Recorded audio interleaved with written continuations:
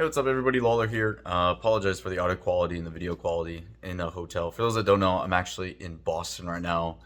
We just finished up PAX East 2022, where I was working with like Intel and casting like Apex Legends on their main stage. But despite that, obviously Rocket League is where my heart belongs. So we have a close qualifier recap to talk about. For those that do not know, the RLCS for the spring split has officially gotten underway.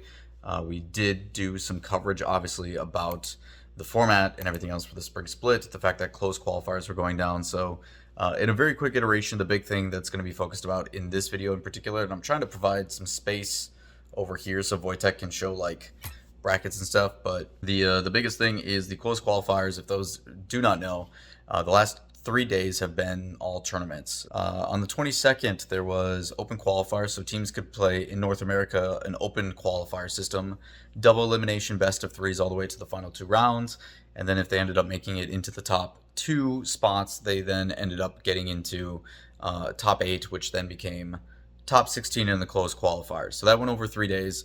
The third and final day, which ended up just happening, you guys can see the weird lighting. It's my shadow. I'm tired. It's like 1 a.m. But the close qualifiers went down. It's the teams that are ranked currently 9 to 16. 9 of those teams were automatically given a spot. Those teams were due to point rankings. So the way that they do it is they took the teams that were 9th to 16th overall in the RLCS across the entire season. Those teams are Xset, Rogue, Ghost, Sonics, Torrent, Shopify Rebellion, Charlotte Phoenix, and Accrue. The teams randoms, all mid, accelerate, prestige, tequila, which if they do qualify, they're going to have to change their name because alcohol does not go well with RLCS. Gentlemen, friends, and United. Some familiar, some new. Those teams now play in a Swiss stage. That Swiss stage, if you guys do not remember the Swiss format, first to 3 wins ends up qualifying and making it through. And if you get 3 losses, you're eliminated and you end up going home. We'll see you in another couple weeks for another qualifier. For the most part, I will say that things started pretty weird from the beginning. The favorites are obviously the teams that have been around for a little bit longer. I would argue teams like Torrent, Xset, stuff like that would and should do relatively well. But we had some pretty big upsets. I'm not going to go into any of these specifics. I'll leave a link in the description down below to the bracket if you guys want to go and check out the matches and the specifics. We'll probably on my stream, if you guys come over to twitch.tv/Lawler, we'll be streaming probably Wednesday, I think, this week. Wednesday, Thursday, and then RLCS on Friday. We're doing with V1. But we'll be doing a lot of talking, I think, over the next couple days when I get back about these close qualifiers, checking out some of the matches, checking out some of the new teams that surprised me. So candidly, from what I'm seeing from the results and from what I got to watch in the middle while I was in between like working on the stage and stuff and doing Apex stuff, first and foremost, there's that new team called Friends. Salado, Roxers, and Snaz. A team by the name of Friends that went 3-1, and the only loss they suffered was actually Charlotte Phoenix. They took down Rogue, they took down Accrue, and I think they took down all mid as well, who's back. So crazy to see them. They're the only team that I don't recognize immediately, if I'm being candid with y'all. I'm trying to put more of my energy and focus into doing the top 16 teams that are consistent. And right now they are in that conversation. So I'm excited to see if they do it consistently, how they do against the other top dogs. But that was kind of the big surprise. Charlotte Phoenix going 3-0 is also great to see. They've always been really tough competition, one of those like gatekeeper teams, as I refer to them. And I apologize if you guys hear like crazy AC going on right now. It's been really loud in my room. So, and the major street is right there too. So it's been like cars go zipping by. It's been super loud. But Charlotte Phoenix being super consistent was awesome. Ghost Gaming looking a lot better with their new lineup now that they have Hoxer, which is pretty cool. Rogue continuing to be Rogue and keeping it close and hurting the hearts of everybody. They did not make any changes. And the fact that they lost immediately to Friends was kind of weird. The other one that really caught me off guard, Shopify Rebellion. I wouldn't say it necessarily caught me off guard, but the fact that they went up 2-0, could close it out, and then went 0-3. They beat Accelerate, they beat Sonics, but then they lose to Ghost, Accrue, and Rogue, which are really tough matches across the board in the end. They had plenty of chances, so for them to not make it is pretty rough. Obviously, they're bringing now in Jordan from the Torrent roster, so some changes on that regard.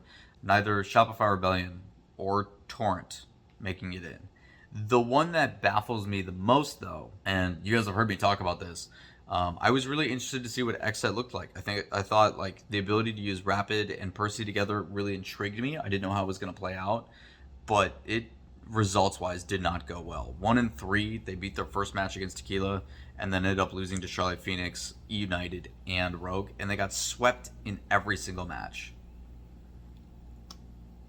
That stuff is crazy to me that it's happening. I did see some tweets that like people are like, we finally have depth in North America and stuff like that. So pretty crazy to see across the board. Other than that, I would say things for the most part went as expected. I always knew Accelerate had pretty good potential. We just haven't really seen it consistently. All Mid is in that conversation. Really happy with the crew. I actually met their owner and their founder this weekend at Boston, and he and I talked a lot about picking up the Vibrance team and all that kind of stuff. So been cool to see them be successful. So watching that team a little bit more closely, because I do know Oath, Fifi, and Astro have shown a lot of promise and a lot of talent. So that is kind of the big focus there. And Randoms not making it either.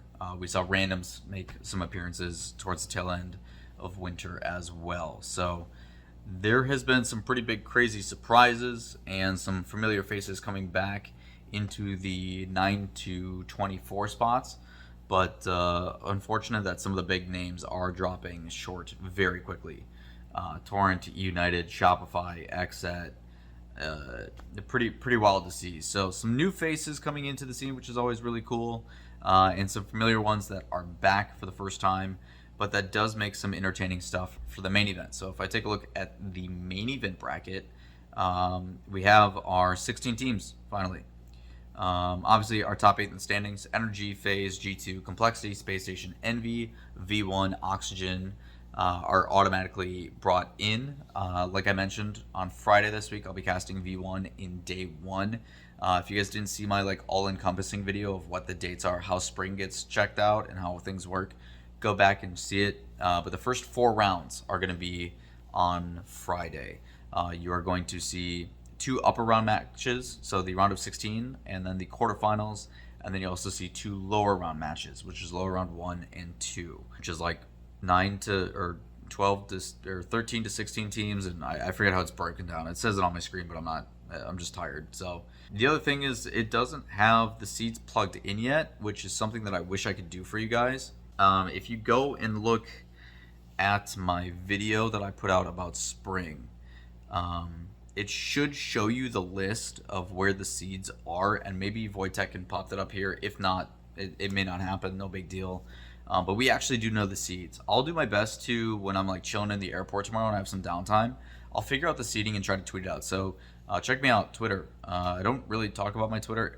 All my socials are down below and in the description and stuff, but keep eyes out for my Twitter when this video posts out. I'll try to, while I'm like on the airplane and stuff, do the math to figure out what the seeding is, and I can tell you guys who's playing who right away, because for some reason they haven't announced that yet, and it always takes too long. So I will do it for you. Expect a tweet sometime mid-afternoon or later in the night detailing what those seeds are. I'll try to also post it in the community page here on YouTube as well, if I remember. Again, it's very late, so pretty crazy stuff. You try to have some expectations and consistency, and then it goes all over the place. But I've got a really bad headache. I'm super tired. My voice is going. So I'm going to turn off all these lights, and I'm going to get some sleep. But I do what I can. Obviously, it's a grind. I can't do my phone that way because that covers the light. But yeah, trying to do videos while I can, even with it being like 1 a.m. Or actually 2 a.m. I lied. Trying to put out content for you guys even when I'm on the go. I try to record a bunch of videos and stuff, and trying to do some fun big projects as well. But that is going to do it for me. I appreciate you guys as always. Make sure you guys like, subscribe, notifications and stuff. I'll make sure to check up and read comments and stuff now that I'm getting back from town as of tomorrow. Maybe more vlog content in the future if I'm going to be traveling. I don't know. Let me know what you guys think. Comments down below. But I'll catch you guys next time. Peace.